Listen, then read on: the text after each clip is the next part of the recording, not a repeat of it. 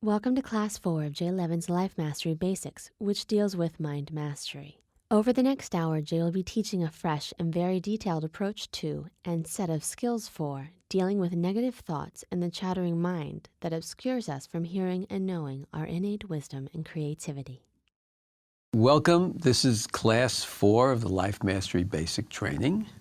And today's work is we're going to look at the mind. We're going to look at the part of ourselves that talks to ourselves all the time and the belief systems behind the mind. We've already looked at the emotions, and we've done a class on emotional mastery. We've looked at your patterns from childhood, and I've given you the overview of the course. So today we're going to dive into mastering the mind, particularly the negative part of the mind, what we know as the talking mind, which is very, very different from our knowingness, our deeper knowingness, our wisdom cells, and our sense of proportion, things that where we know something is out of balance versus being in balance. That's the knowing mind.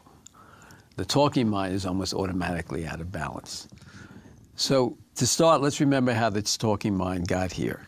When you're a little kid, when we're all little kids, right?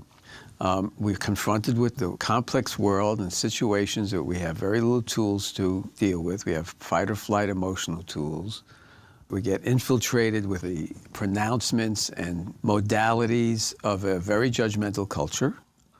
So we learn about judgmentality very on. We just inhale it. It just gets like taken into literally into our nervous cells and becomes synaptic connections, and we think this is the way it's got to be, this is the nature of the reality, we do this, that's where I am.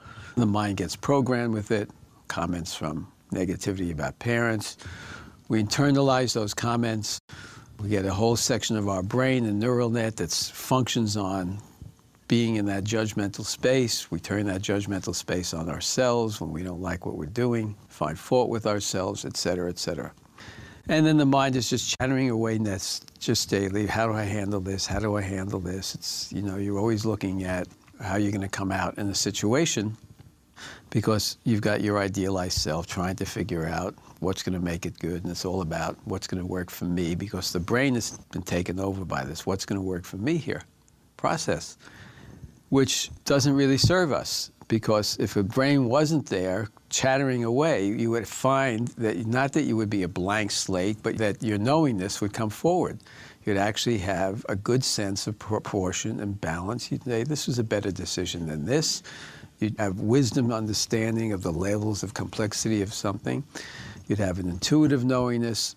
This would come forward if you weren't in the game that you think is the only game in town. So today we're going to focus on taking down the temperature of that mind talk. So we're going to deal with quite a number of techniques.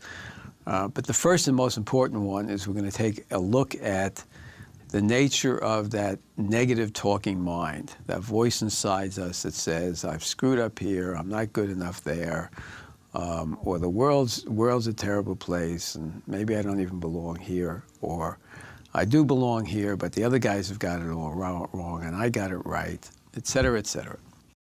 The human condition that we walk around with too much of the time. And again, it's always on a sliding scale. Some of us are more in our knowingness daily basis and only give away part of our lives to our traumatized selves and the mind talk we get. Some of us have a usually dominant part of our selves taken over by this trauma mind and the negative mind. So today I'm going to take you through a process. To start with, the opening process, we're going to really take a close look at the critic inside yourself. And we're going to use a process that comes out of Gestalt therapy, sometimes called psychosynthesis therapy, drama therapy. It's a process in which we look at subpersonalities. And this is something you can do at home. And later in the class, we'll really get into how to do it more at home. But first exercise, we're going to use a process that comes out of Gestalt therapy, sometimes called psychosynthesis, and it's a way of looking at subpersonalities that we have, aspects of ourselves that are not really us, internalized parent voices, internalized friends' voices, all those little elements of our traumatized self that we give ownership to, but if we get some distance on by looking at them, we can see it's not really us. Today's beginning exercise is we're going to look at the negative critic in a major way. Usually, when we do psychosynthesis, people will change chairs, actually. They'll play different roles of their lives, or other people will play roles where they're the other person. So they'll play that other person. Maybe it's a mate, maybe it's a friend, maybe it's a parent. And they'll play that person and they'll talk to that person. Other times they'll talk to that aspects of their personalities. For the purpose of this class, we're not going to be using chairs, although you may want to do that at home. What we're going to be doing is we're going to use our hands. So when your critic is talking, you're going to hold your right hand up. And when you're asking your critic questions, you're going to hold your left hand up. Just to give a little separation that'll aid you in understanding and doing this process at home. And if you're at home, you can use two different chairs. Keep changing chairs if you want to. Either way, whatever you feel most comfortable with. For the purpose of the classroom here, we're just going to use our hands. So what's going to happen is I'm going to have you close your eyes. Don't do it right now, but I just want to explain the process. I'm going to have you close your eyes, and you're going to hear me ask a question that we're going to put to your critic, right? And then you're going to ask that question of your critic. You're going to change hands. You're going to listen to the answer, and you're going to open your eyes, and you're going to write down that answer. So we're going to have basically a recorded conversation between you and your critic around certain specific questions that we're going to be asking. Make yourselves comfortable at home. Find a place you're comfortable. Have your notebooks on your lap. Okay? And to begin with, I want you to write in your notebook right now the biggest criticism you have of yourself. In the earlier class, we did the biggest expectation you had of yourself that you failed, in which you failed. In this case, I want you to write the absolute biggest criticism you have of yourself.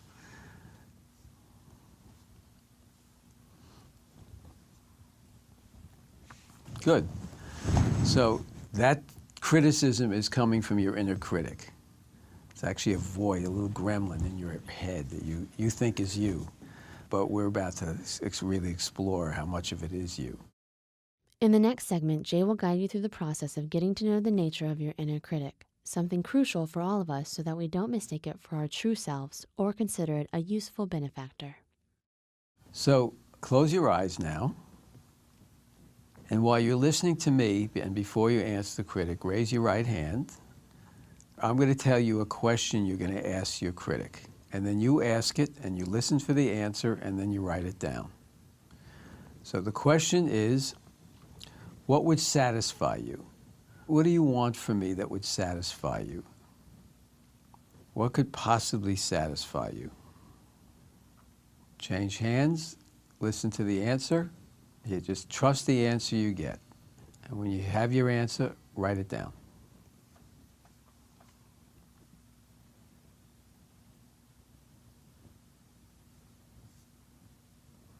Raise your right hand again. Next question for your critic that you're going to ask is, do you think you're trying to help me, or you just want to punish me because you don't like who I am? Which is it? Raise your left hand, get your answer, and write it down.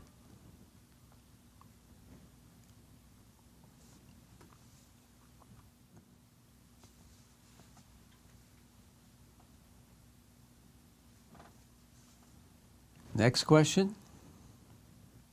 Raise your right hand. Where did you come from? Where did you get into my head? How old was I when you came into my head? Where did you come from? Are you the voice of parents around me, of my peers? Did I just absorb you from the culture? How did you get into my head with this idea that I'm failing in some way and to tell me I'm not good enough? And who were you imitating? Who were you replicating? Where did that come from? Raise your left hand, listen for your answer, and when you have it, write it down.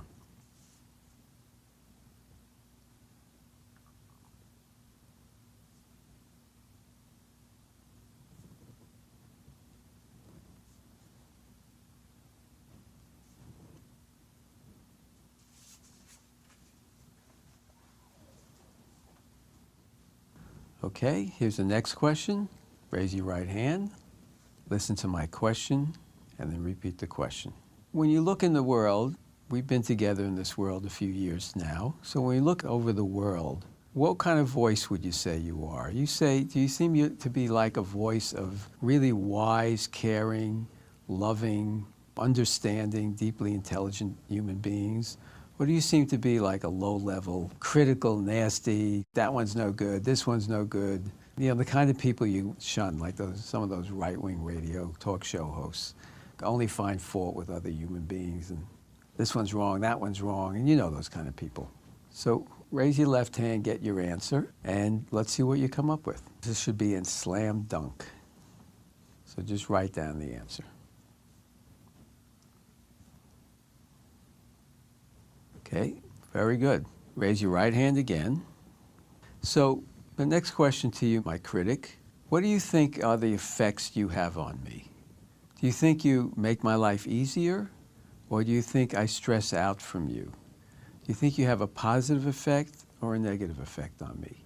Do you think that whatever your intentions are, you might be actually holding me back because I'm so tied up with my energy dealing with you, I don't feel confident enough or safe enough or sure enough to just move forward in my life, make my mistakes, but not dwell on them, just keep learning?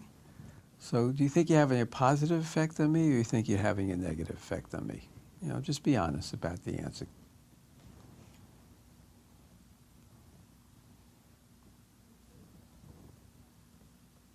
Okay, next question. Raise your right hand. Do you care at all how I feel? Do you care about how I feel about you, for example? Or does it not matter, you just have to do your own thing and you don't really care? You just want your outcome as you see it, whether it's punishing me or fixing me, whatever it is. Do you really care how I feel or about the impact you might have on me? Raise your left hand, get your answer, and write it down when you're ready.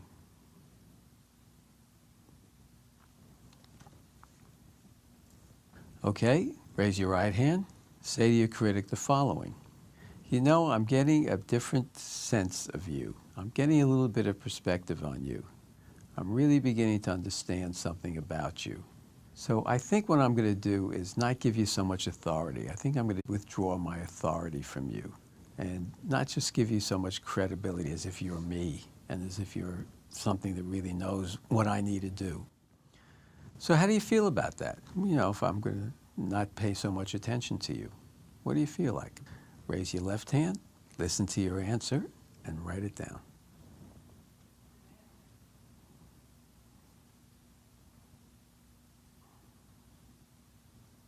Okay, next question. Raise your hand. So let me tell you this, I mean it. I really am going to take back my power from you, start giving it to my true self. However you feel about it, and whatever threats you make, or even your sense of cooperation, which I appreciate, I just want to let you know, I truly understand now the nature of where you come from, and that you're basically a disservice to me. Whatever you may think you are, I understand you're a disservice to me. So I am going to, ask you, one more time, be as cooperative as you can, because I understand you come from a place in humanity that's very wounded, that's historically wounded, and passes along those wounds from one person to another, from a parent to child, one group to another group. So we all share that wound, but there's no point in going ahead with me giving credibility to that wound or that negative low-level voice or to your fear, and I'm completely compassionate about how you got in me, all the people who have it, all the people who need to come out of this voice and come into a different place. So I just want to tell you that it's going to happen, and thank you for showing up and being so honest. So, we're happy to hear whatever you have to say now. Raise your left hand, listen to your response, and write it down.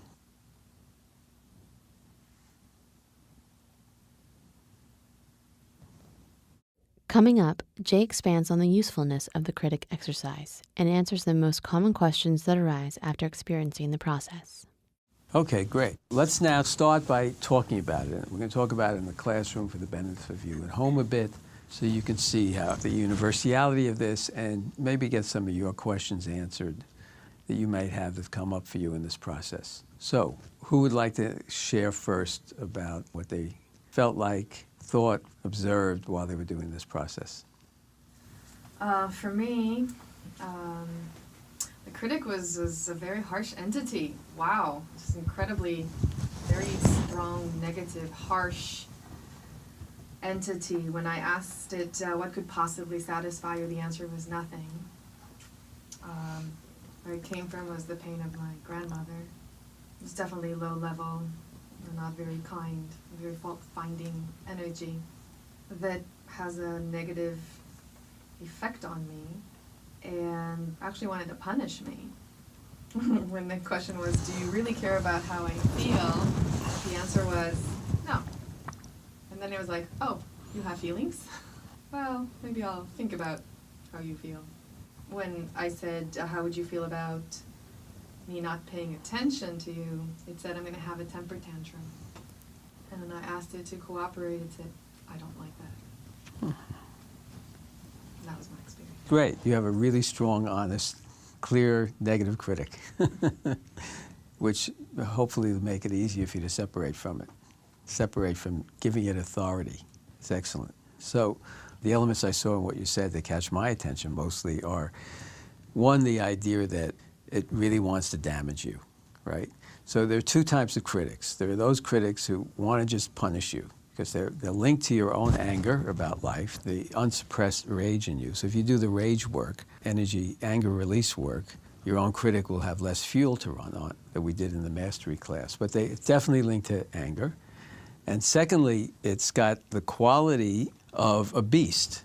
You know, it's a beast. It's a demon. It's a little angry enemy having this shit fit inside yourself, right? It's constant little shit fit inside yourself. This is not something that, you want to say is as obvious. It comes from the highest self. It comes from a lower place. It comes from a lower place in human consciousness. But it is our enemy. It's our internalized enemy. It's our internalized opponent. And you've got to be very clever in how to deal with an internalized opponent. It's not you. It's got a presence that doesn't know anything except to attack out, to punish, to hurt, because it's the expression of the hurt you feel, the attack you want to give back to the world for suppressing you, for not letting you be, for hurting you, for not supporting you in the way you wanted to be supported. And then you've got to suppress that because you're not going to go become a mass murderer.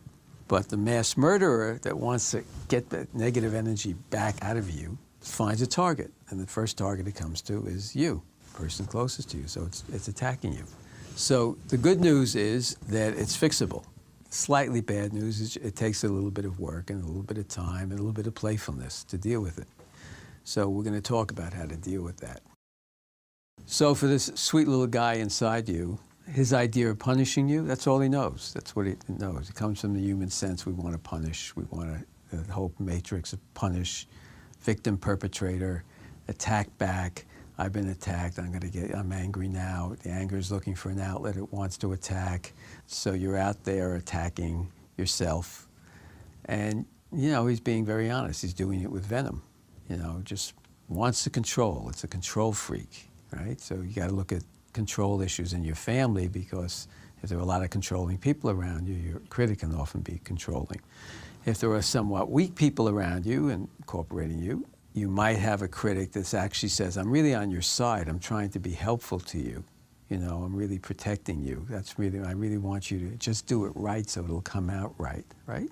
So that seems to be a little bit less insidious to have that kind of critic, but it's insidious to have a critic at all, because it's still pulling your energy down. It's still making you wrong. It's not saying, hey, you just made a mistake. You just fell off a bicycle. Just jump back on, without any negative energy at all about it, but not any of that judgment or criticism about it. There are critics that sincerely want to make you better, and you still can't listen to them because their process, the whole way they're doing it, is draining your energy. The worst thing you have no idea who you're going to be in life if you weren't dealing with your critic. Free of that negative voice, free of that pain of that negative voice, just allowing your knowing self to say, I'll try this or that, let your spirit show you.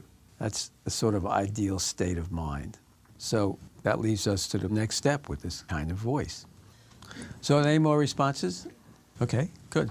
So my critic was a harsh male voice. Mm-hmm. Basically, his answer to what will it take to satisfy you Mm-hmm. was perfection, Mm-hmm. which is ironic because my spiritual name is called Perfection.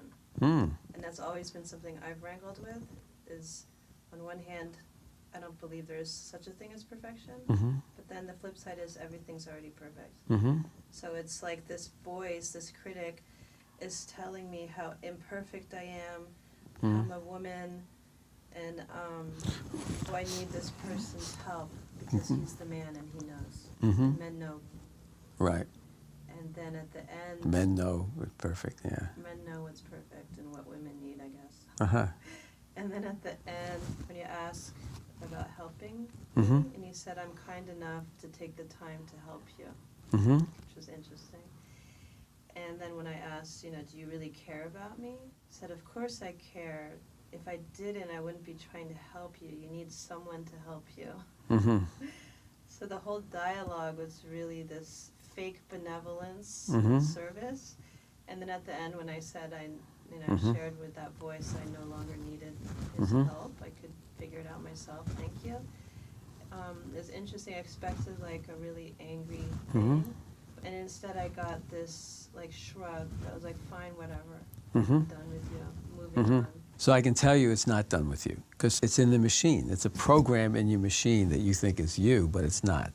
Right? It's a neural net program. So we've got to take away its power and create new neural tracks so it loses its authority over you. But you'll hear it. The point about this is not to buy into it the more you understand where it comes from. So perfection is one of the mindsets that come with a hierarchy that I talked about in the orientation, the hierarchical culture. Why do you have to be perfect? You got to be perfect to please the king, because he's going to find fault with you unless you're performing in such a way that it works best for him. So if you're dawdling, if you're not performing up to his standard, you're in trouble. So you get that internalized. You're going to be in trouble. Your parents want you to be the best. They want you to be perfect. They want it to be right. They don't want to have the discomfort of you not getting it right. So it's part of the matrix, like in the movie, the matrix, guys in the suits coming at you all the time with every negative thought, every attack thought you have, every attack thought everybody else has, coming at you to, try to take you down. So the idea of what is perfect is something that's best left to spirit, best left to an expression of, in this world, in the world of going back and struggling between my traumatized self and my knowing self and my real self, the only perfection is in the mind of an authority that I don't want to give authority to. I should not want to give authority to. Any deeper underlying perfection that comes from being in harmony with something, that's only going to come from getting out of the idea of perfection and living the experience of harmony that will evolve and will take place as I relate to the world from my true self in the kind of dance, from my wisdom, myself, not using fight or flight methods to deal with the world, deal with other people, but just getting into a different kind of flow. And then I'll start sensing a different kind of power and the power of harmony. Now, underlying that is a kind of perfection. But it's not the perfection of the critical mind. It's the perfection of an experience of the kingdom within that we talked about, that you're here to discover and you're here to be. And the critics who say, I'm going to do whatever you say, means you've probably made some progress with your critic over time. Maybe when you were younger, it might not have said that. And now you've done some work. You're not a novice to doing work on yourself. So critic may be sensing a little bit of your own power, your own coming power. In the next segment, Jay teaches the skills needed to quiet and get distance from the inner critic. He also expands on the utterly useful mental process called green lighting. So, okay, what do we do with this? What do we do with this noise and this critic inside ourselves? Well, aside from getting the separation from seeing it and understanding it and making a commitment not to give it authority, we want to do the same thing we did last week with the expectation. We want to create a gremlin out of it. We want to create an object that we can look at, laugh at, sympathize with for its pain, etc. And so what I want you to do right now is to draw this critic and give it a name. Give it some kind, Crazy Joe, Nasty Sally, or whatever name comes forward that's silly or offensive or whatever it is. Give it a name that gives you some distance from it so you can look at it and then write down on that sheet of paper what its criticism of you is. So go ahead and do that, and then you can pause the DVD while you do that. So you've got your critic, you've given it a name, you've written down its negative statement on this piece of paper, and now what the exercise is I want you to write the truth. You're going to write a truth statement. This is something we're going to do on a regular basis. So a truth statement says, what's the truth about me separate from what this critic knows? What do I already know about myself that's different? What do I know about the world? What have I even learned in this course already that I can say is a true statement about the world? And, how can the critic know even, the truth? How can the critic know this? What does it mean to judge me in this way? What can the critic know about who I really am, etc.? So write whatever seems to be a true statement for you in which you're really thinking through the elements and deconstruct the elements of what the critic is saying to you, adding in the elements of what you know as a larger reality. Go ahead and write out that statement.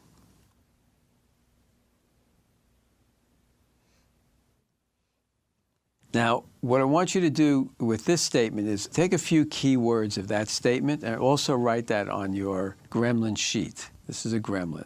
You've made a picture of it that's a gremlin. What's a gremlin again? A gremlin is a little noisy, demon-like little critter inside you that ain't you.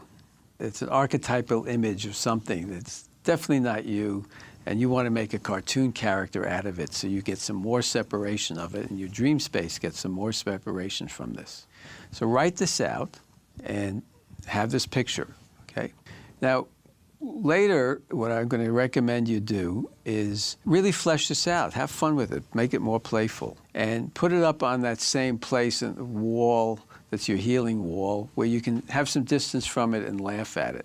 You could take that negative thought and you could sing it to yourself. Oh, I'm such this way, this way, this way. Make it silly. What you're doing is you're breaking up both the energetic pattern in which oh God, I'm this way, by laughing or singing it. So that's changing the neural net. And at the same time, by giving yourself distance from it, you're changing the neural net. You're not giving it authority inside you. This is a subtly effective process, a really subtly effective process for dealing with this. And if you find in the course of any day you have a certain theme, a negative theme, that one of these things that's not written down here, the way you find yourself on your own case, make another gremlin out of that. Use the gremlin process to your advantage to distance yourself from this mind talk that's housed in your machine. So we've dealt with really harsh negative thought. We've dealt with expectations. Now we want to deal with the things you don't accept, that you're resistance to on a non-acceptance basis. More negative thoughts, basically. I don't accept this. I don't accept that. And some things you don't accept are cruelty in the world. You don't want to accept things that are horrible to other human beings or to yourself. So there's a lot of things in the world we don't want to accept. However, part of the emotional process we engage in our mind process, is we suffer over our suffering when there's things we don't accept on an emotional level, and we sort of resist inside ourselves. So we're going to do a little bit of an exercise to lessen some of that tension about the non-acceptance. In this exercise, there's things about the world we can't accept and things about ourselves we can't accept. Write down 3 things about yourself you can't accept. Just focus on yourself, things you can't accept. And later on, you can make this list much longer.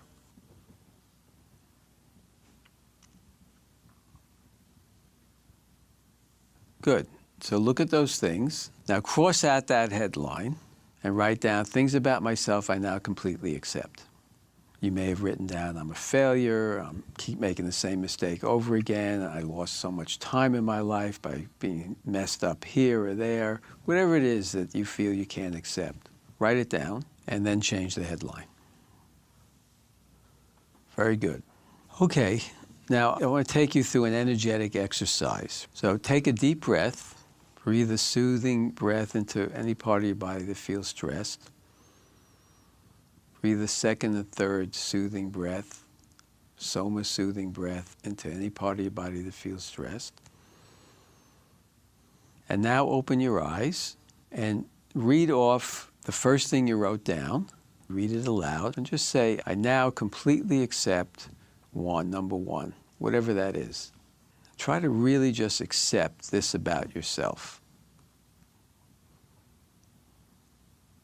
Now, some of you are going to be having, or many of you are going to be having the experience, well, this is true of me. I did this mistake, etc. Why should I accept it? The reason you should accept it is because it's your energy of non-acceptance is what you're running on. You are experiencing the energy of non-acceptance right now. That's where you are. You're stuck in the place of non-acceptance. If you accept it, if you accept that you were this failure, if you accept where you really were, and just say, this really happened, I accept it, I take this loss, whatever it is, I'm this way, that way, I think I'm this way, I accept it.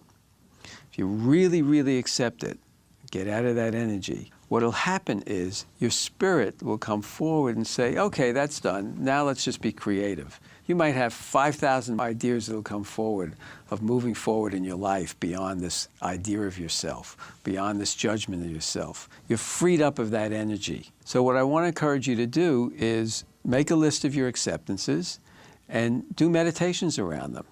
Do a meditation like this around those things in your mind that you can't accept, where you just say, I now accept it, and breathe into it, and just see if you can go to that place of not resisting this. The terrible idea you think you're having about yourself is all in your mind, right? If you disempower it by just accepting, your spirit will come forward with a whole other sense about the reality of the world, a whole other sense of the possibilities for you. This one is a more subtle exercise. It takes a bit more work, but I promise you, if you practice it, you're going to find, you might go through some crisis where you're like really nuts. And if you accept this completely, you will find, my God, you're going to see solutions, you're going to see other opportunities for your life, you're going to see a lot of potential once you get out of being trapped in that space inside your mind of, I can't accept this, and your energy's locked down, rather than, all right, what's next? And your spirit will show you what's next. It'll have a different vision will come forward. So practice that as much as you can through the day. Remember, everything I'm teaching you, you find the things that really work for you and you use those, and the others are part of the palette of what we're delivering. So you can find those choices that really work for you. So in the early class, I've taught you the green lighting process. One of the things that we want to do in the green lighting process is use it every time we have a new class. So remember, the green lighting process is itself one of the ways we heal the mind and the belief systems under the mind. Belief system says, I can't do this, I can't do that, I'm not good enough here, or I don't want to do this. You feel this resistance inside yourself. You don't want to open new doors. We all get stuck in these places inside ourselves, even if they're not satisfactory. At least they're familiar, our coping mechanisms are dealing with them, so we just sort of plod along in those places. So to come out of that, the green light process simply turns it around and says, I am glad that I am here. I am glad for this adventure of learning a new experience. I don't want to play golf because I don't like sand traps. Oh, it's going to be an adventure to learn how to beat the sand traps. I don't want to have to do this work on myself because then I got to look at myself. Well, no, it's going to be a tremendous game. It's just a game. It's fun. I'm going to look at all these crazy elements of my traumatized self, and everybody else has got the same crazy elements. I ain't alone, just on varying degrees. And it's universal, and I'm just going to have fun winning the game of playing with these things with all the clever little techniques I'm learning in class. So that would be a green light. So what are some of the things we want to green light then? Again, we want to green light the gremlin process. We want to green light the surrender process. Before we go on to another technique, one of the practices I want to urge you to green light is the idea of asking people you're close to tell you what they perceive as your good qualities, and to put those good qualities on your healing wall next to the ones you found about yourself as a child, the gold from your childhood. So don't be shy about this. Green light the process of saying, look, I want to do some work on myself. Tell me the good qualities you think I have. And we're not going to show this on camera, but in class, what we do is we have people pair up and tell each other the good qualities. So we won't do that right now. But for you at home, think about who you can do this with and green light the process inside yourself. So you begin to replace some of the negative thinking with actual senses that your neural net will take you to is, no, I'm really this way. I'm really this way. I've got these good qualities. Yeah, I've got things to learn in this area. I make some mistakes here, but that's okay. My fundamental qualities that people appreciate about me and can see about me are this and this. So make that effort. It's worth it. Coming up next, Jay teaches the extraordinarily effective techniques of trauma release and mind management, which have been developed by the neuro-linguistic programming movement and the emotional free movement. Moving on, we're now going to do something that's called NLP, or neuro-linguistic programming, or it's called emotional free programming. There's a nice website called emofree.com. And let me give you a little background to what this is. Your neural net is this machine. I keep saying this, the neural net is a machine. It's got a program in it about you. In the last 10, 15 years, practices have been developed by healers, by human development people, by therapists, by psychologists, to interrupt the machine and do it so in a physical way, do so with other techniques other than letting the machine have its say nonstop. And in fact, hundreds and hundreds, if not thousands of therapists across the country have stopped doing classical therapy and have shifted to these NLP or emo-free practices because what they discover is, as I teach in this class, if you can remove the trauma from the neural net and the program from the neural net, something else comes forward that's healthy. Not some void, but something really healthy comes forward. Deeper understanding, the person's self-confidence, person's willingness to be in the world and just express itself and stop seeking approval, and et cetera, et cetera. So I'm going to take you through one process that I tend to like a lot from the many, many processes, and I want you to use this as a starting point and practice it as you see fit and see if it works for you. It works on a longer-term level than immediate emotional release, though it can give you immediate emotional release to some degree. It works on really a reprogramming of the system. So here's what I want you to do. Close your eyes. Get in touch with some pain inside yourself. Get in touch with some fear, some anxiety, some old story that keeps repeating your life that makes you feel bad, something unhealed inside yourself, something you're frustrated with. Good. Now, pay attention to where that tension is in your body and open your eyes and look at that part of your body. If it's your back or your neck, just be aware that it's your back or neck if you can't see it. But if you can, look at that part of your body. Now, raise your head, raise your eyes so your eyes are looking at the ceiling, and tap. Start tapping. Tap some part of your body. You might tap your fingers together. Think about something you could do sort of quietly if you wanted to do it in public. You can shift this later. So you can tap somebody, and then I want you to repeat after me. I now send this trauma and all the history behind it and all the drama associated with it to my recycle bin. I order it to be deleted from my neural net. Say that aloud. I'll say it again. I now send this pain and trauma and all the history behind it and all the drama associations I have with it to my recycle bin. I order it to be removed from my nervous system, or you can say my neural net, whichever you feel most comfortable with. Very good. So stop tapping. Look down at the place you were feeling the pain, or be aware of the pain in your body. Again, the sensation of where you were traumatized. Look up. Raise your eyes. Tap. And repeat after me. Say this aloud. I now send this pain and trauma and all the history behind it and all my drama associations with it to my recycle bin. I order it to be removed from my nervous system or my neural net. Okay, one last time. Look down at where you were feeling the pain or may still be feeling the pain or the stress. Look up, raise your eyes, start tapping, and repeat after me. I now send this pain and trauma and all the history behind it and all my associations with it to my recycle bin. I order it to be deleted from my nervous system. Okay, excellent. Here's how this is best used. It's best used in sets of 3s. You want to only do it 3 times.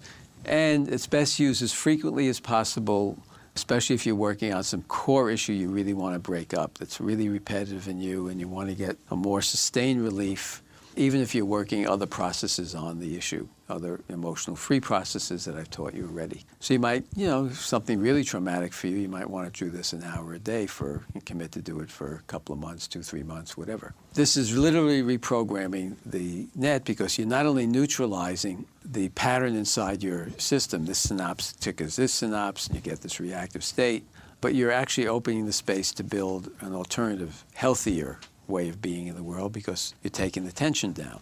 So this comes out of a lot of practice and fairly scientific study about the nature of how you interrupt the patterns inside a person. One of the things we've learned about why this works and why we do the tapping is because movement is very important. In the school of counseling or school of healing called educational kinesiology, we really learn that we can re-educate the system, often by tapping on different acupuncture points, etc. By taking it through a different kind of process, we re-educate the system. And we re-educate the system faster if we're moving. Why is moving good? Because when you're moving, you're building associations. So if your arm is moving and you're swinging around and your body is moving, which is actually a natural state of human beings, when that's happening, every arm movement that goes with a piece of information becomes an association in this infinitely patterned trillions of cells structure that's our brain and nervous system. So you want to teach kids math better, you have them dancing. And then 2 and 2 and 4 gets registered in their bodies better. This is actually normal, it's healthy. In Aboriginal cultures, their bodies are always moving. They're not locked down like we are, right? We're freer. Though we do get great relief on the dance floor. And to spend some time every day dancing is one of the healthiest things you can do, dancing in your living room. You're moving your body, you're moving stress out of the way. Tai Chi, those kind of processes do the same kind of things in a gentle, non-aggressive way. Yoga has not quite that same liberating effect, but it has a profound liberating effect. You're more in spirit, so you're open to more things. Your neural net can be educated better. The thoughts that come up for you while you're moving become new neural systems in you, and they start building a new pathway to run on. So this movement is good. The tapping is actually a movement. You're actually tapping something and you're moving. So when you're tapping, you're building a program.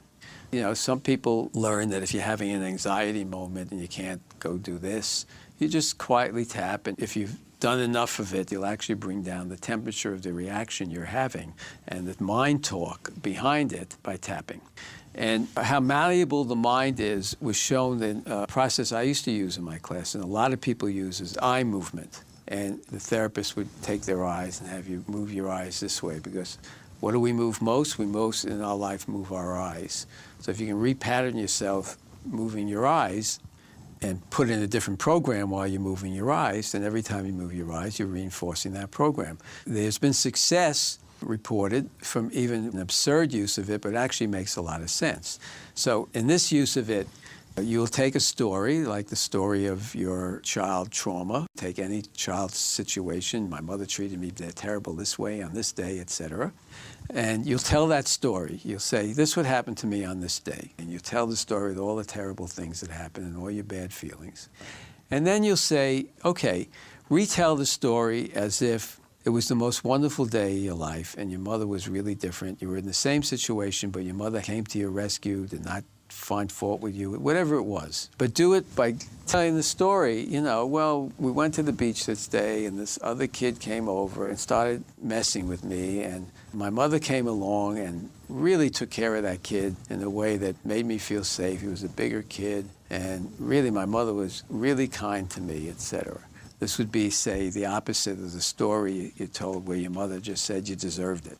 So why does this work? It works because the machine is a machine. It doesn't know the difference. It's a completely different part of the brain that assimilates differences. But the machine that records our program and creates our reactivity and keeps us in the matrix is a machine that is easily reprogrammed. And we're going to have another example of that in the new class. It just takes some time to reprogram it. So when you're telling yourself the story, that part of the machine cannot distinguish between the true story or the false story. And so as you lay down the new story, the happier story, and if you do it repetitively and you move your eyes, what happens is over time, you're building a new neural net that's going to help neutralize the old neural net and the reactiveness. So that's NLP and emo-free. And it's a growing practice in the country, and I encourage you to learn more about it and practice what I've shown you here. In the final segment of the Mind Mastery class, Jay teaches a process called the 24-hour observer and also spells out the proper use of affirmations so that they are true mind and life alternative techniques and not a form of vague wish or self-delusion. Before we close the class, I want to touch on two other elements of dealing with the mind. One is called the 24-hour observer. So in the 24-hour observer, you're actually training yourself to distance yourself from your thoughts. And it's not easy. And if anybody can do it in a blink in 24 hours rather than 2 or 3 seconds or 2 or 3 minutes, keep going with it. It's a discipline and a practice, but it's a really valuable practice because if you can do it, it really starts altering your sense of your mind talk very rapidly. And the practice goes like this. Right now, be aware of what you were thinking of now. Whatever thought you've been having about me or whatever, this class, yourself, whatever that thought was, wherever your mind had wanted to, be aware of it. Good. Now be aware of what you're thinking right now. And now be aware of what you're thinking right now. So the practice here is to spend as much time as you can being consciously observant, elements in the moment, of what else you were thinking about. Constantly, what do I think about now? Okay, now my mind just moved on. I just saw that. Okay, note that. Notate. Oh, now it moved on here. Notate that. It's obviously gives you something different to do with your mind other than listen to it, and you're strengthening your observer self. There's a relatively small percentage of people who are going to adopt this, but green light it for at least an hour or green light it for a day and see where you go with it, see if the effect it might have on you and see if it's for you. And if it's not for you right now, it might be for you in a month or 2 months. But it's a very useful technique if you want to play with mind games that actually help. Finally, I want to come to affirmations. I'm going to have you write down an affirmation form that you can use to counter negative thoughts. It's another form of mind talk, but you're substituting a different form of mind talk. In my experience, affirmations work best only when they're focused on those things where you're in judgment on yourself, where it's dealing with a piece of negativity you have. So to say, I'm affirming that I'm going to win the lottery in this month, well, great, go for it, have fun with it. And maybe you win the lottery. And if you really believed it, you might actually manifest it. However, an affirmation is really good as a turnaround. So if you review all your negative critics' thoughts, right, and you pick 1 or 2 or 3 of them to practice with, and you can go on to ones later, some of the negative thoughts that are most at you. The practice is to turn them around with the following statement. Even though my gremlin or my inner critic is telling me this nonsense about myself, this nonsense that I'm no good, that I'm not good enough here, I'm at fault here, the turnaround process works this way. Once you select a really serious negative thought, say, I'm wasting my life, you turn it around with a statement like this. Even though my inner critic or my inner gremlin is telling me the nonsense that I'm wasting my life, I love myself. And the truth is, I'm about to open my life up to an entire new adventure, and I'm going to explore wonderful new things, and the past doesn't matter because my best years are ahead of me. So you can take any negative thought you have and turn it around into a positive affirmation, and you can even put a success point on it. And I'm going to achieve being whatever the goal might be. So take a look at all the negative thoughts you've had and begin to turn them around. And then pick an affirmation to practice. You can put affirmations up on your healing wall next to every negative. You can have everyone be negative. But in your mind, when things come up, try to turn them around in the moment. And if you have a really bad one that's really persistent, there's something called a 31-day affirmation process where You practice that affirmation as much nonstop in your mind as you can for 31 days, and then you should, by the end of that, be free of it. And there's a reason why it's 31 days rather than 30 days. It has to do with what we've learned in educational laboratories about we learn best when we break the patterns, and 30 days is a pattern. So don't say a month, say 31 days, or even say 32 days. Jay closes the class by answering some highly relevant questions and by detailing the 3 major rules of success for self-growth. Okay, so now I'm going to take questions. I laid a lot of stuff on you today, so what do you need some guidance on? But if your mind keeps obsessing about something that happened in the past, it's totally over, but you can't seem to get out of the obsessing over that. Okay, so first you want to find the emotional basis of that. What's the feeling under the obsession, right? So what's the feeling under the obsession? Anger. Okay, so you want to do some anger release work.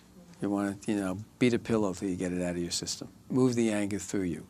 Do a heart math around it constantly. That's one thing to do.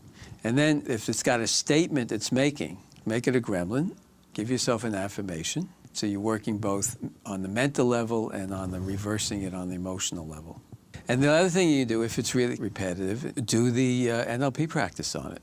Do the I practice on it. Really work it, because it's something that's a machine. The machine is driving you. You think you suffered a loss. You really didn't.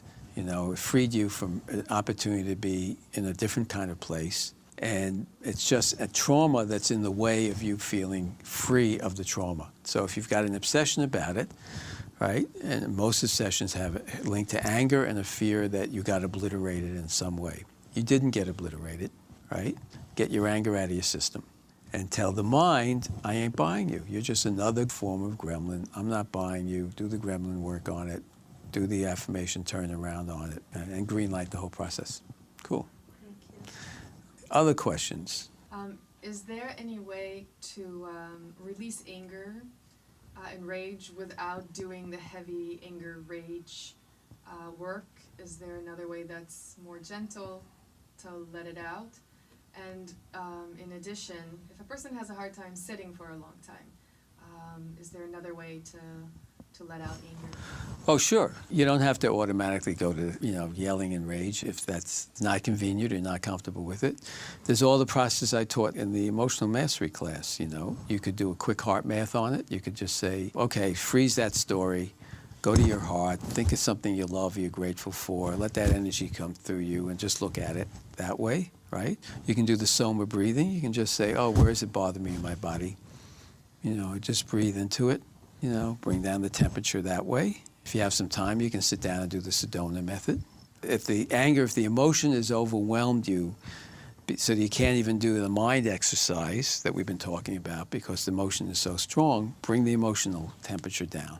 And then you can deal with the remnants of the mind piece of it, the story, with any of the exercises today. Whether you're walking or sitting, it actually helps you move through anything if you're constantly aware of what's touching, where your body is touching. So if you're in your seat and you're aware your backside is touching, my arm is touching this, my elbow is touching this, or if I'm walking, my feet are touching the ground, my arms are swinging. You take that awareness of physical presence and you say, simultaneously, I'm aware of this, and what else am I simultaneously aware of in this room, or as I'm walking, right? Not I'm just aware of this object here, this object here, but collectively, the awareness of being in the room. That sense of awareness shifts you out of and grounds you. And I learned this because in a speaking class about being aware of centering myself in my body and what I'm touching so that I'm actually more present. So it pulls you present. And when you're more present, it takes you out of that emotional thing. You can actually get very, very high just having a walk where you're aware of simultaneously of everything without focusing on any one thing, because then you start to see, you shift to this place, I'm safe in the world, and the temperature of everything goes down. So that's a very useful exercise and a very useful idea, and it's a good question you asked, Cool.